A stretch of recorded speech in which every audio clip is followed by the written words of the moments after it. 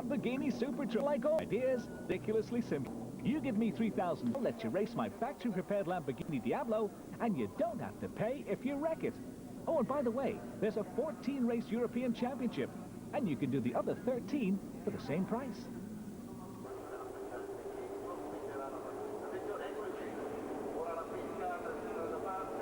No wonder then there are 20 cars on the grid as they come round for the first rolling start of the season. Vincenzo Manenti on pole position. The number 1 car starts from pole. It's a green light. The races go. They are off.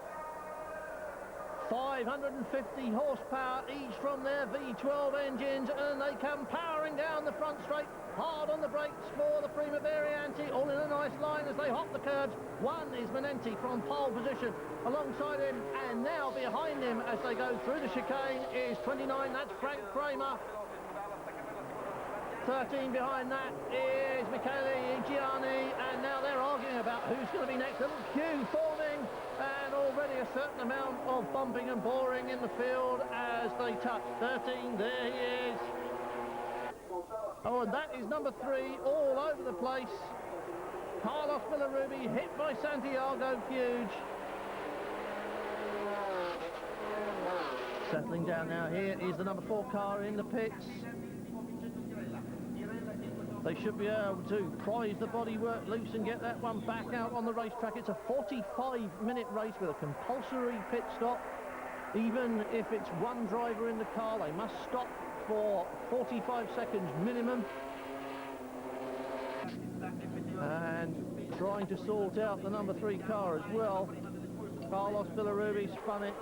Santiago Fuge T-boned him hard, and now they're trying to prise the bodywork off the controlled Dunlops to get 4 sets of slicks for a weekend.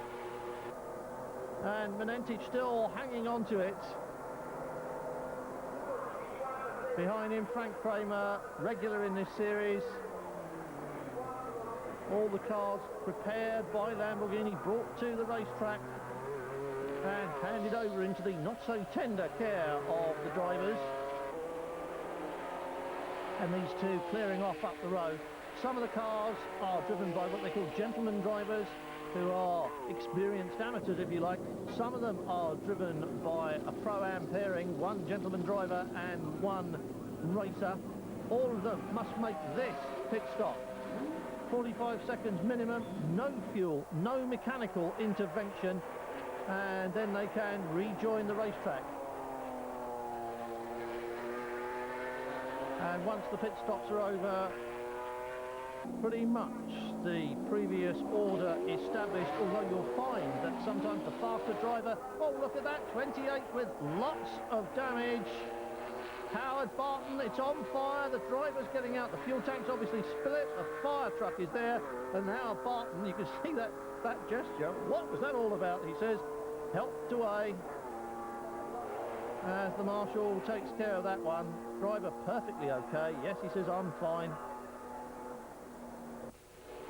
Which is more than you can say for this particular Diablo.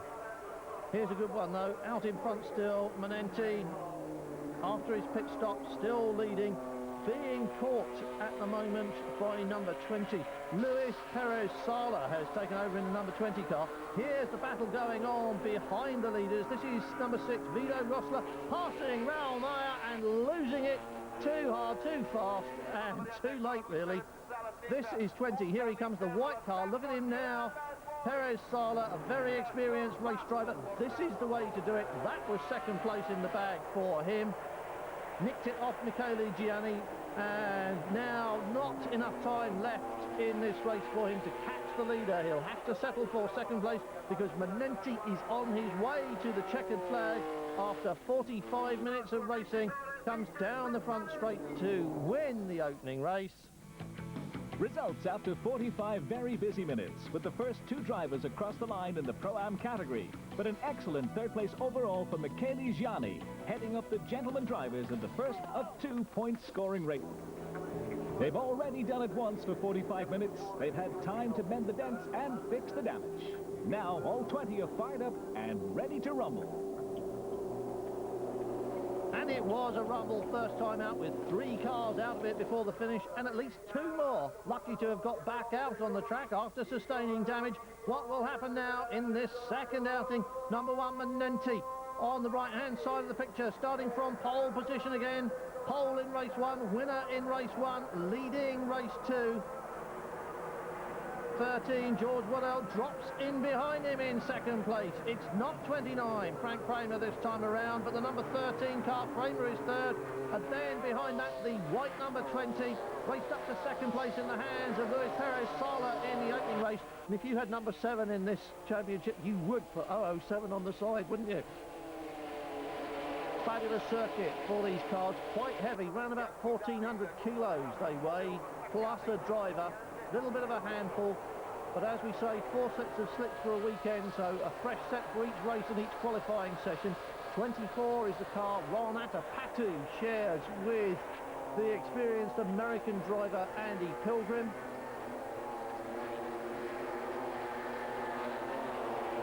Showing well early on, looking to make the best of the tyres, get some speed early on. They can stop for their pit stop, their mandatory stop, any time between 15 and 30 minutes of a race which is scheduled for 45 minutes duration.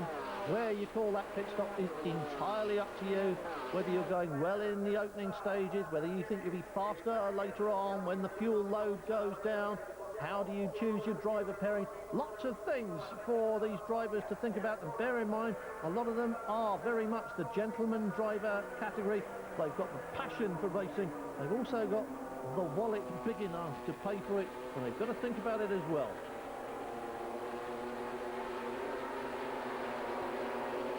007, Bernie Holtz, German driver, paired with Mark Nicol from Great Britain,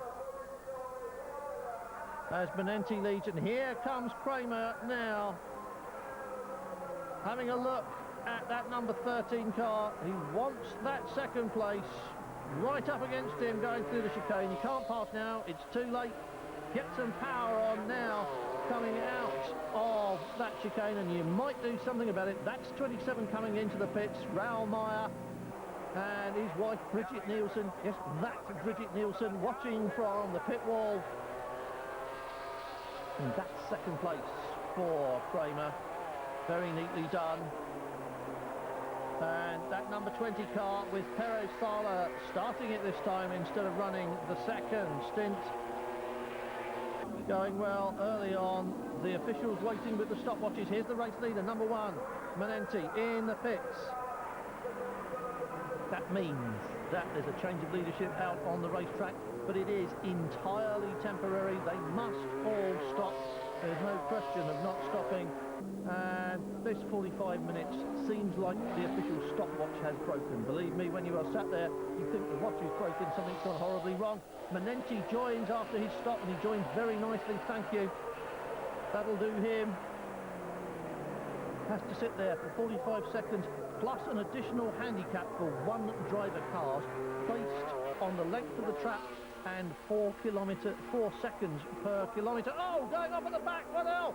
Spins off, came in too fast, and he was mixed up somehow with Vito Rosler. Not quite sure what happened there. Looked like he tried to pass Vito Rosler, late braked and out-braked himself and went off. As Perez Sala continues moving up on Raoul Meyer. He's yet to stop, so the nature of this race is going to change in the second part. Andy Pilgrim hands over to Ron Atapatu, and we will see then who is quickest in the second half of the race.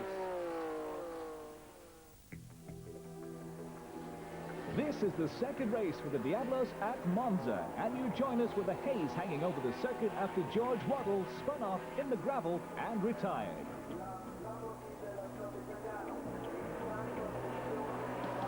Somewhere in the dust cloud is the race leader, number 1, Vincenzo Manenti, made his pit stop, rejoined the race, and has rejoined in the lead as Ron Atapatu tries to move up.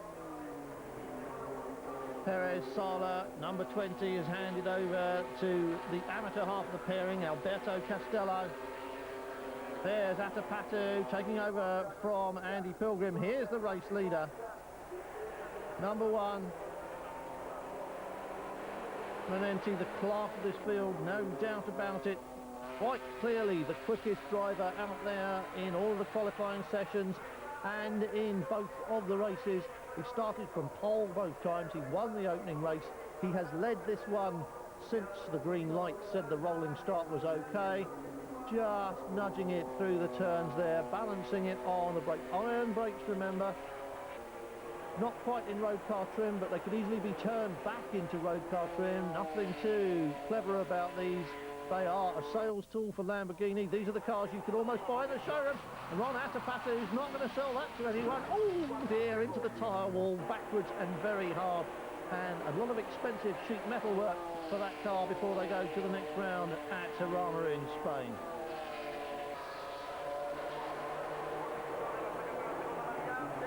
(20-1) in reverse order, but not for long as Manenti sorts the thing out on his way to the checkered flag. The number 20 car made a splendid last-minute dash, or last half of the race dash in race 1, but it's slower this time around in the second part of the race. No problem for Manenti.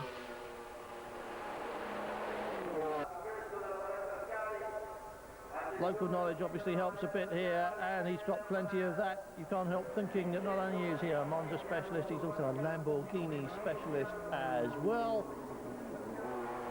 And although he's mixed up in traffic, this is looking more and more like a formality for him, making short work of passing through the field. That's Sean Campbell, number 21, being picked off by the race leader as he goes round, looking for the checkered flag, which is unfurled as we speak, and waiting for him to emerge from Parabolica for the final time, and there it is.